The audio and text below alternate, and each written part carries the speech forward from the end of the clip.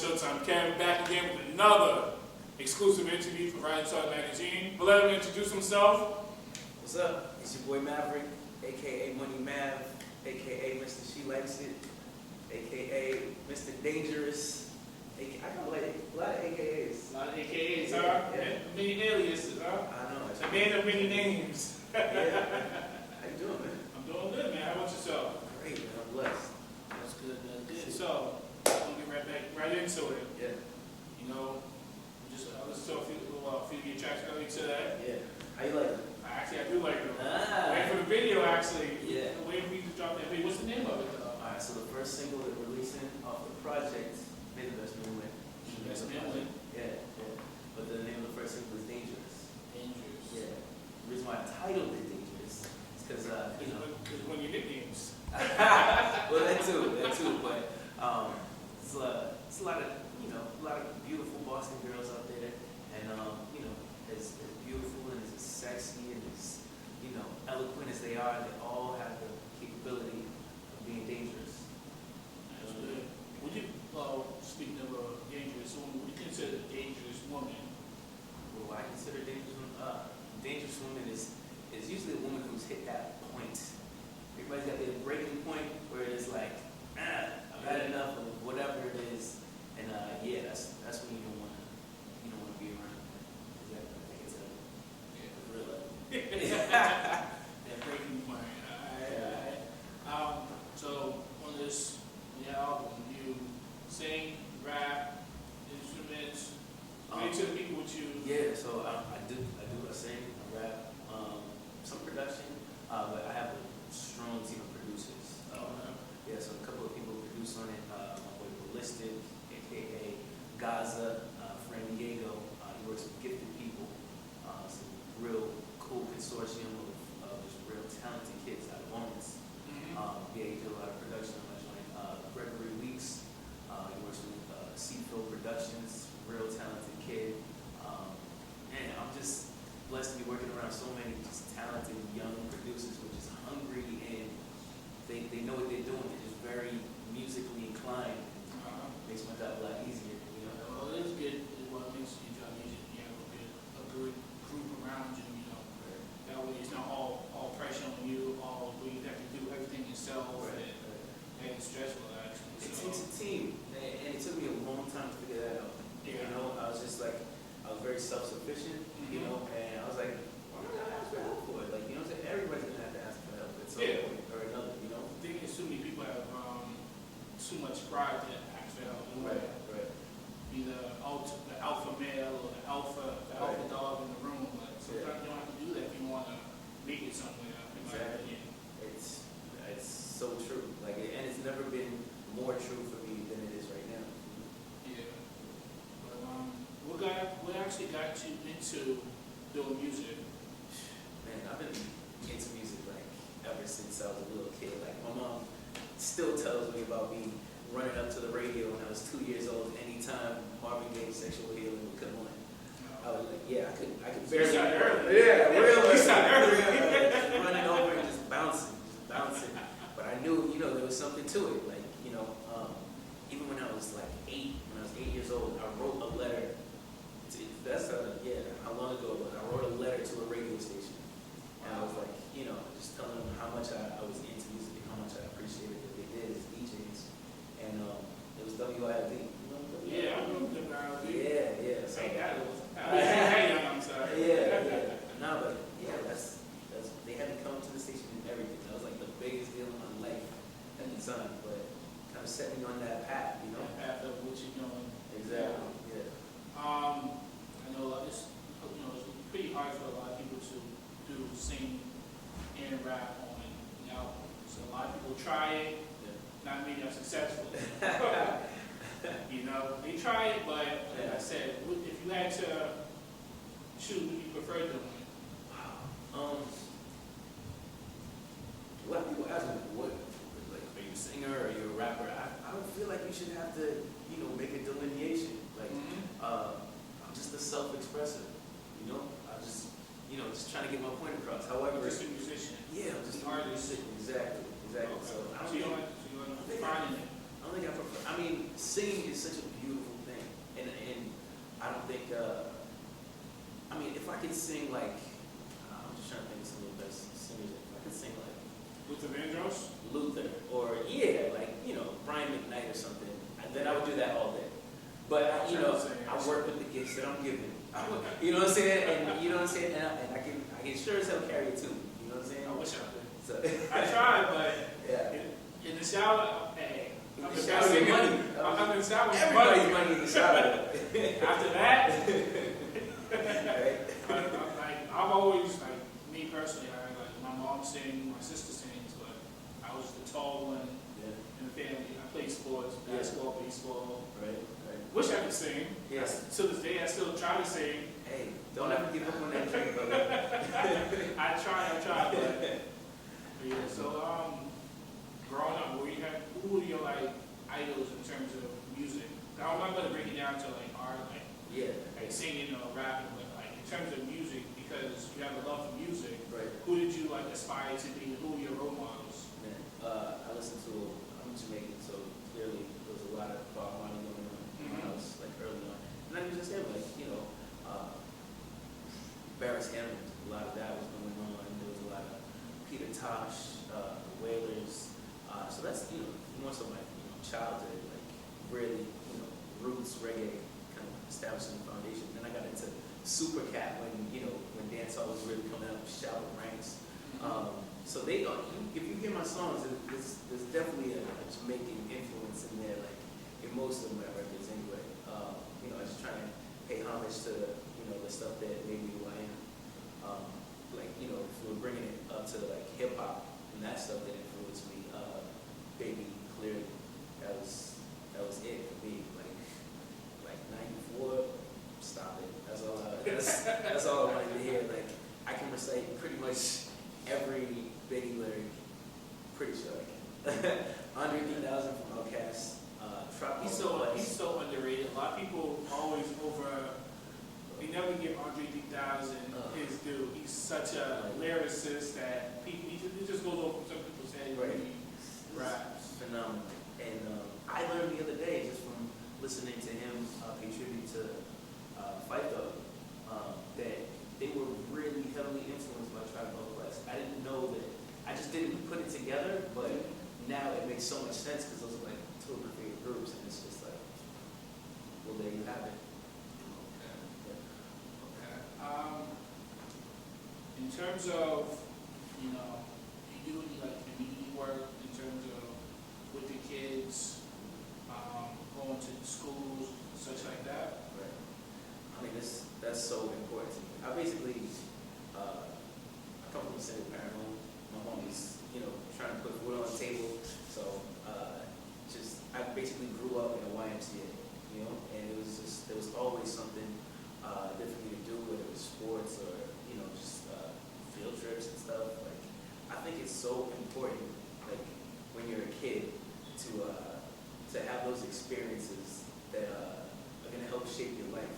And if I can in any way be a part of that, like for the kids in Boston, I jump at the opportunity. Yeah. I've noticed, I know in like some middle schools and stuff like that, they have been taking out music as a subject in school, which I think really hurts the artistry in terms of kids, because that's between music and art. Those are like the two subjects where kids can actually be artistic and be themselves and freelance. And that's the first thing to go. Yeah, it's tough because then kids are just, you know, out on the streets and stuff like that. You know, so they're also closing schools and along that line. I thank God for like the art teachers that I had. Man, I had some like really phenomenal teachers growing up. I remember, like, the thing about it was they would teach you like, you know, the art and stuff like that, but they would also find the time to teach you life lessons like in that time. And man, I will never. Shouts out to Mr. Mackey. I'll never forget my 4th grade art teacher. Yeah. But there's always that one teacher that sticks in your head, like no matter how old you get. Oh my God. Because they had such a long-lasting impact on your whole life and what you're doing now. Yeah. I I'll tell you a funny story about this. How much time do we have, by the way? Okay, we got all that. Alright, so, let me tell you about this, man. One time, I consider myself like one of the best like artists in my class, and I probably was, just being honest. Because I could draw, I could like sculpt and stuff like that. So one time, let me make this as quick as possible. Like, You got time. alright, No rush. we had to do these clay sculptures, right? And he was like, all right, class, we're gonna do some clay sculptures. These are for your parents. You want to make these the best that you can. So I get up there and I'm sculpting with the clay, killing it. I came up with something like phenomenal. I think at the time it was like Alvin and the Chipmunks was hot, so it was like Alvin surfing. I was like, yeah, this is the one right here. This is it. He came around to everybody in the class, squashed it, just like killed our dreams. I was like, Mr. Mackey, I was like, Scott's wasn't good. Mine was actually good. You probably didn't want to do that. He was like, do it again. Like, all right, okay, Mr. Mackey, I guess. He's like, this time you got to do it better than that. I was like, how is that possible? That was my best work. Sure enough, the second time around, you did it, and it looked even better. Came around again, squashed it flat, and I'm like, this dude's killing me right now. Like, Mr. Mackey, like, what's going on? And he was like, you're gonna do it again, and you're gonna do it even better than you did the time before. And that was like the biggest, challenge. like, that is so relevant even right now. It's like when stuff doesn't work out or go your way, it's like, bro, you just gotta pick yourself up and just do it again and just come back even better, even stronger, even, more inspired. And you'll come up with some of the most phenomenal stuff you ever came up with in your life. So that was kind of his way of teaching you to, it was like a challenge to make yourself better in a way. Yeah. To get your creative juices flowing even more. Yeah. That way, okay, you don't like that one, all right, I got a better one for you, boom. Right. Oh, you don't like that one either? All right, do something else. Yeah. So, well, I guess every teacher has their own way of teaching without actually teaching, if that makes any sense. Absolutely. I'm glad I experienced that in 4th grade. To have that knowledge in 4th grade is like, bro, you're light years ahead of somebody who's never gone through anything in their life. You know what I'm saying? You're just like, I don't know, it helped. So thank you. What would you tell young children, kids right now that's aspiring to be a singer, a DJ, an artist, whatever they're trying to do? What would you tell them if a kid run up to you right now and they're like, I would say, work on it. Like, you have to genuinely love whatever you're doing in order to be the best at it. So if your heart's not in it, if you don't really love what you're doing, then don't do it. Find what it is that you love to do and do that. All right. But in terms of like the technical stuff, get really good at the technical stuff. Like don't just wake up one day and think you can rap. Like you gotta study rap. You gotta go through tunes and like hear what makes this rapper hot, or like what made that a good song. Like even the structure of songs. Like you gotta know that stuff.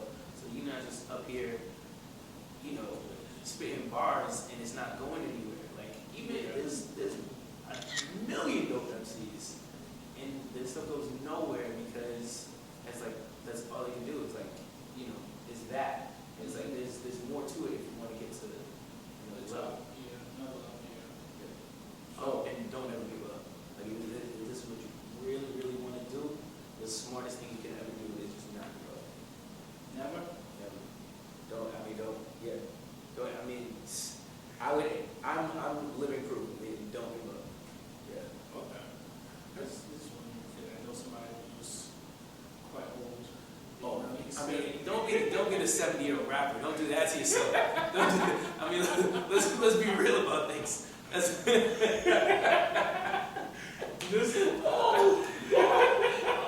thought about that. Like, nah, it's like, yo, I love this. The rappers that like in his 50s. He's not a rapper, but he's he's a musician. Yeah. He still aspires to be like a rock star. Yeah. But he still keeps playing and stuff like that. But he's a living proof that he's never given up on his dream because he still wants to do his music. Right. You know. But this is for the kids. Like, you know, if you have a tough time at like in your 20s, it's like, yo, just keep going. Like, push past it. You'll be alright.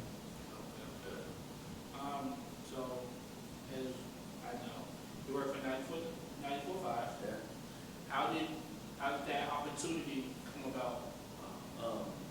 So I started interning for Jamn my junior year at Boston College. Yeah, pretty much. I interned for Miro, the morning show, early wake ups. It was not fun. Sometimes I would like come in from a party at like 3 a.m. Had to be on the road at 4 a.m. To get in there, but hey, it was worth it. It was all worth it. It was a lot of fun. Although at first, like, you know, you're doing like,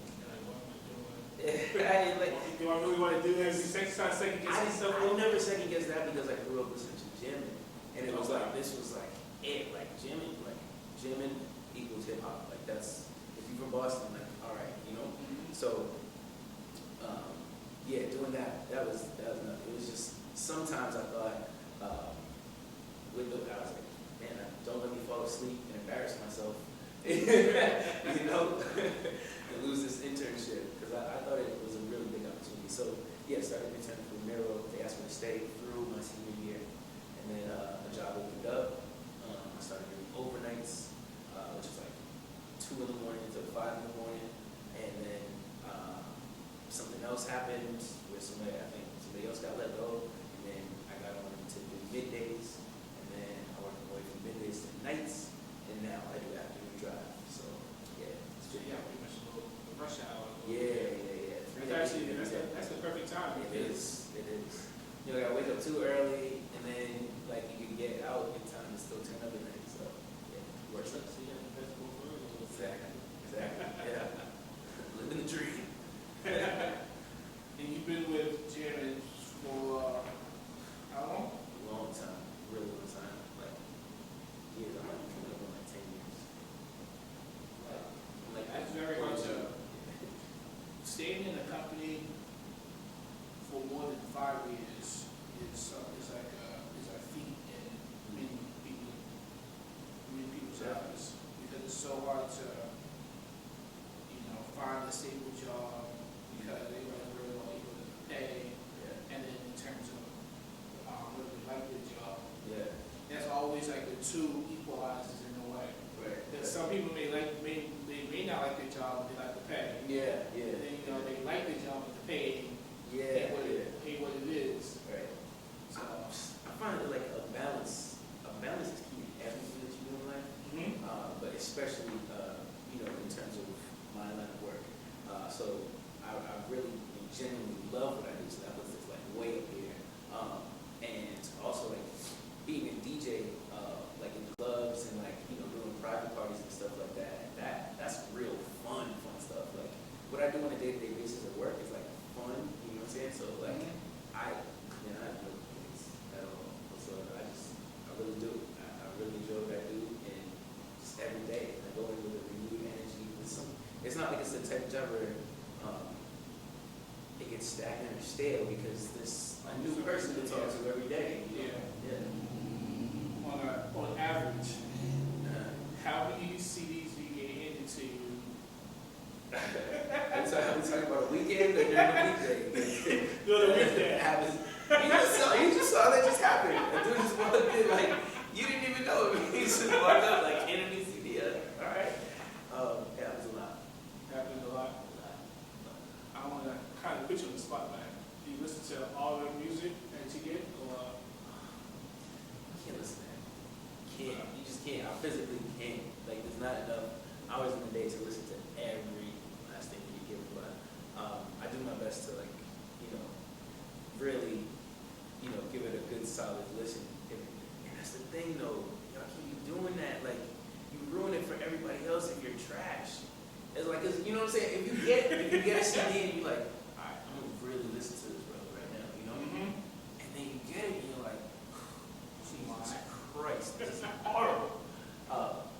it makes you not even want to listen to the next one, and that could be a gem. You know what I'm saying? So, like, if you're gonna give me a CD, make sure it's hot, please.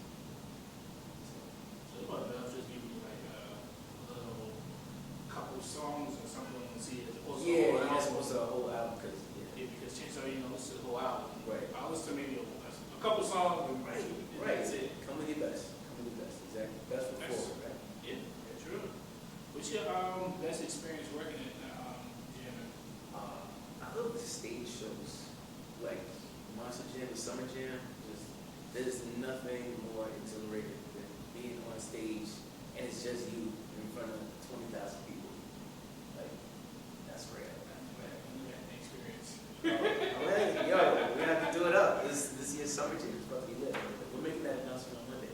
Okay. But yeah, no, that's where it's at for me. As an as an entertainer and everything, it's like it's just nothing beats that. Okay. I did my little research. So you use that South by Southwest. How was the experience? Yeah, it was my first year going, 2016. I thought it was phenomenal.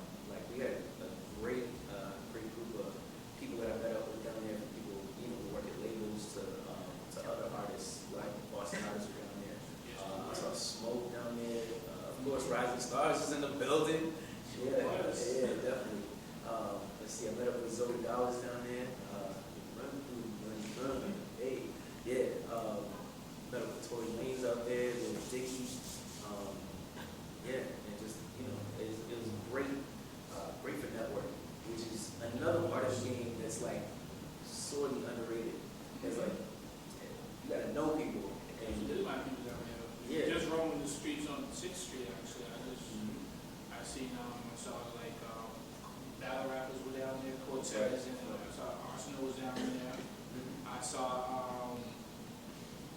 I actually ran into Dre from Power. Okay. He was down there. Yeah. Talked to him. Me and Will and a few other people got to talk to him for a little bit. Cool dude. Like, it was crazy because I'm going to tell everybody this. Well, when we got down there, we were parking, and we're walking down, and I look back. I'm like, yo, that's dude from Power, chilling, just chilling by himself, had a bottle on him. Yeah. No security, nothing. Yeah. Like, yo, well, that's him, ain't it? Man, I don't think that's not him. He had a bunch of security. I'm like, you sure? Yeah. I'm like, yo, well, I think that's him. Yeah. Sure enough. They're like, nah, that's him. All right, cool. So later on, was watching some people perform on 6th Street. Next thing you know, here he comes in, he walks inside. Everybody's surrounding him. Ah! Yeah. First thing I did was look at Will. Yeah, like, come on, bro. You can't have an exclusive. You can't have an exclusive. Yeah. But like, I was surprised to see so many people just walking the streets. Because it was my first time going down there myself. And Right. I got to meet people from Chicago, all over the country. I'm like, wow, this is like a really big event that people are actually really trying to network and. I think the coolest thing about it is like you see so many people with similar dreams, and they're all in one place at the same time. It's just even the vibe you get from that is like it's empowering. Yeah. Just seeing all these people, you're like, wow. Like, I really, for me personally, it was like, yo, I gotta do this. Like I gotta really represent. You know what I'm saying? And just go all out this year. I think that's more than anything. That's what I got.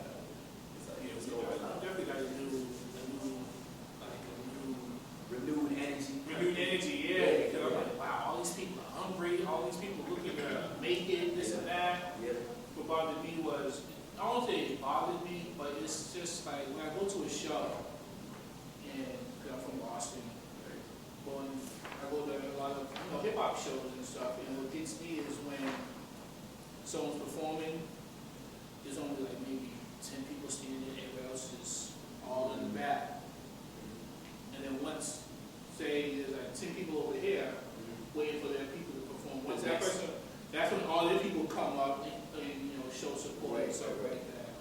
Yeah, like, that always gets me upset because I'm like, people always want to mention Boston needs to work work together to make it. And I'm like, y'all don't even like show any support each other. And y'all on the same show. Yeah. And like I see when I was down there, I'm like, yo, people don't even, people's, oh yeah, we gotta support each other, da da da. They do their show, they hop off stage and it's on. I'm like, yo. Stick around, bro. Where you going? We in Texas right now. Exactly. Where else you gotta go? Like, I'm not even an artist.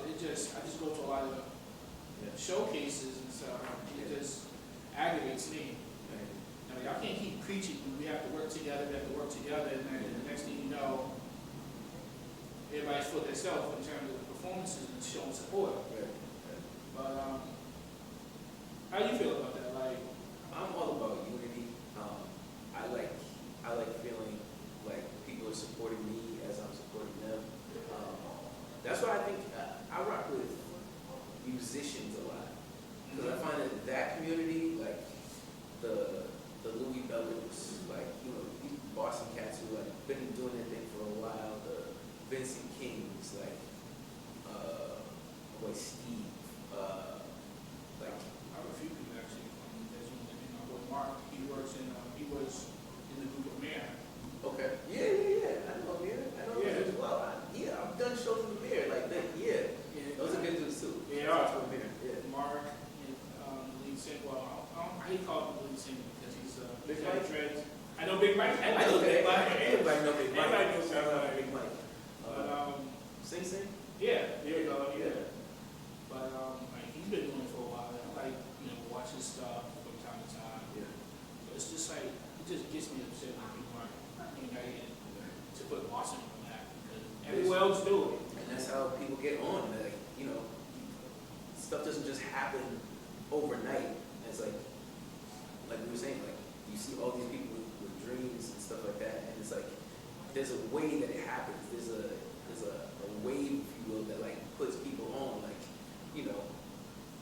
they didn't just come out of nowhere. It's like, he knew him and he knew that he was hot, so he put him on. Like, that's how it's supposed to work. Hopefully someday soon people can. If I can start that or facilitate that in any way, I'm all about it. So let's get it. 2016. Let's not play any more games, Boston. Support. There you go. Yes. But back to you actually. Back to your music. Right. When you plan on releasing?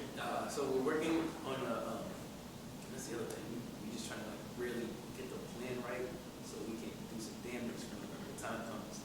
So I'm estimating the real release date is probably going to be in June for the whole project, the whole May the Best Man Win project. And we'll be releasing singles like in sequence, shooting videos like at the same time, and just being consistent, being more consistent. A lot of people who are my fans, they're like, yo, when you coming out with something? I'm like, I am, trust me, but I gotta get the plan right first, so it's not just one and done. Like, you know what I'm saying? Like, I really put a lot into like the craft of perfection. Like, I really want it to be just A1, so can't nobody hate. You know what I'm saying? Like, I think that song could be the song of the summer. Yeah. I'm telling you. That could be the song of the summer. I think it will be. I feel good. I feel really good about Dangerous. I like that record a lot. I feel great about Whoa too. Whoa was kind of hot. What is it called? Whoa. Yeah, Whoa. that's gonna be the second single. Yeah. I did. You didn't play that, did you? Yeah, I think that was the first one. Was that the first one? Yeah, that's when we really. Oh, wow. Yeah.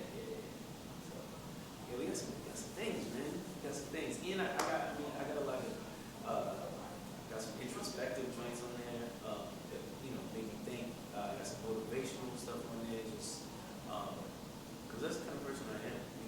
I'm trying to empower people, man. I'm trying to send a message in your music. exactly. A lot of the records that you're gonna hear, some of them anyway, have an island feel to them, and I take great pride in that. It's gonna be authentic to my Jamaican heritage, but also give you that hip hop flavor that you need. Combining a few. Right. Mixing worlds. You know what I'm saying? Making it all come together. Because it's a beautiful thing when people come together. It is. It is. especially girls. Hi, girls. Hello, ladies. Definitely.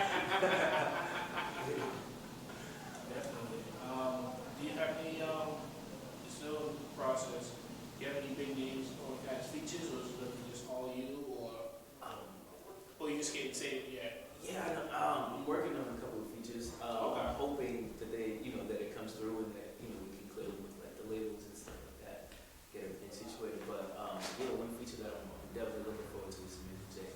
There's who? Samantha J. Oh, Samantha J. Yeah, off the the cheerleader joint. Okay. Yeah, so it's up to Sammy. She's Jamaican. She had to, it's all about that unity that we were talking about. Yeah. She's super cool, and yeah, I'm just looking forward to her just like listening to the track. I'm hoping, fingers crossed, I can get term on the track, terminology. That's my guy, that's my dude. Terminology, so He was actually at South by Southwest. yeah. Yeah. He actually performed and did his thing. Mhm. So it was my first time seeing him perform. Okay. Yeah. Actually, he's gonna. Is he gonna be on the 25th? I seen him I'm not sure. Yeah, I know he does a lot of shows, but yeah, whenever he goes, I'll be there. That's one of my guys. Like, yo, I'll support whatever that brother does, because he's just A1. He's just an all around stand-up guy. Alright. So, Maverick, would you be a better president than the candidates running? I would be better than at least half of them.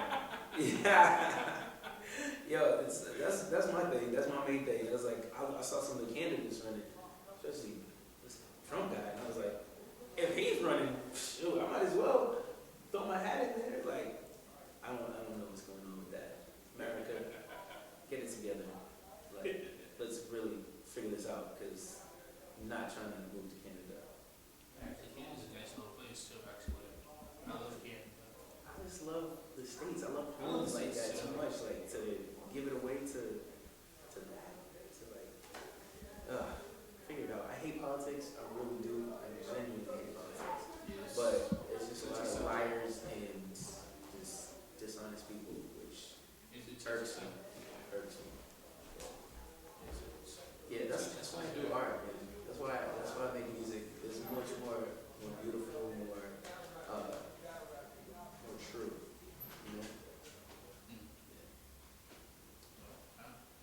Any lasting words for people that's watching? Wow. Be the change that you want to see in the world. Be the change you want to see in the world. Yeah, it's a great I quote. like that. Yeah, it's one of my favorites. Who's it by? It Um, sounds like something Michael Jackson would say. right. Oh, Yeah, seriously, no, because he was actually above his time. If you look at his music videos, Oh. all of them had a big impact message on what's going on in the world today. For the song, for example, the song "They Don't Care About Us." Yeah. He has people in jail, all that type of stuff, Oh my goodness. and it's the relevance today in terms of the urban community being in jail and MJ. incarceration and. Exactly. Like timeless music. MJ made. That's it will never die. Like he's been dead for how long now? I still love my MJ. Well, I do too. Like, I ain't gonna lie, I still cry over certain songs. dude, Yeah, I I don't ain't know gonna that. lie. But I ain't gonna lie. I'm a big Michael fan. yeah. And it really, to this day, I think everybody could remember where they were Oh yeah. when he died. Yeah. It's crazy. I was in the baseball meeting. Wow. I coached baseball. Yeah. Well, I used to. Mm-hmm. Closed the baseball meeting. Someone got the text message "Oh, Michael Jackson died. What? Meeting's done." Yeah. What? Yeah, it's the world stopped. Oh, what? Everything stopped. I got called into the station. I wasn't even supposed to be on air, and I got called into the station to go, and we just rocked out. We played so many Michael Jackson records. That was one of my favorite days, and everybody this is back in the day, so Pebbles was there. Everybody just came through. Roy Barboza, all my old school radio cats, Pup Dog. And we That was just, a cool dude too. yeah, man, shouts out to Pup. He actually used to come to my old job from time to time. Yeah,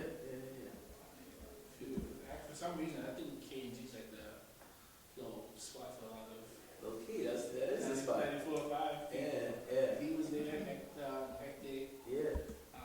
Fingers. Too. Yeah. All of them. That's how I met him. Man. I just, can I do that? I just want to pick up the whole, like, Boston DJ fraternity. Like, you know, all the guys that, you know, whether it's doing clubs or something like that. Like, I really am blessed to, like, work with so many just good, talented DJs. And a lot of them just, like, you know, just good dudes, like, family men, and, like, you know, I don't think, like, you watch Love and Hip Hop and they, like, promote being scumbags. Like, these dudes aren't scumbags, and I appreciate that. You know? I'm sorry. I didn't know what I'm going to anticipate. Was there, like, an awe moment for you working at 94.5 where you just, like, you either interview somebody or you meet somebody and you just, like, can't believe I'm talking to them, can't believe I'm interviewing them, or something along that line? Or I don't get starstruck anymore. I don't think I've had an odd moment. Like, yeah, most people are just really cool. I mean, I will say, when I interviewed Common, that was big for me because that was one of my real favorite MCs. So I was just like, you know, that day I did like extra research, you know. Yeah, I just had to make sure that I was on point because that was such a, you know, momentous occasion for me because I think I was really young in the DJ game, and I was just a real big Common fan, like, all throughout college. So yeah, it wasn't odd. It came out great. He actually did a freestyle and brought up the time when I went on stage with him, like, back at BC. So that was pretty real. wow. Yeah, Common is that dude. Shouts out to Common. Yeah. Well, I just starstruck. So, As soon as you realize that, yo, even if it's the baddest chick in the world, at some point, she takes number two. Think about it.